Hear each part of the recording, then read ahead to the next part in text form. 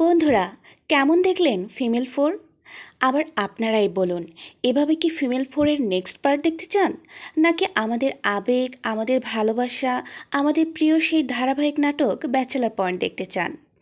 সত্যি কথা এই যে আমরা যেটা দেখে সুনাম গাইব, আমাদের প্রিয় পরিচালক কাজল আরফিন অমি আমাদের জন্য সেটাই বানাবে। আমরা হয়তো ব্যাচেলার পয়েন্ট দেখার জন্য অনুরোধ বেশি না করে ফিমেলের অনুরোধ বেশি করে ফেলেছি। তাই হয়তো পরিচালক কাজল আরফিন অমি আমাদের প্রিয় নাটক ব্যাচেলার পয়েন্টের কাজটা হাতে না নিয়েছেন ফিমেল 4-এর কাজটি। আমরা যারা ব্যাচেলার পয়েন্টের ভক্ত আছি, মনে হয় সবাই মিলে আমাদের প্রিয় পরিচালক কাজল আরফিন অমিকে মন থেকে অনুরোধ করলে অবশ্যই তিনি আমাদের অনুরোধ ফেলে দিবেন না।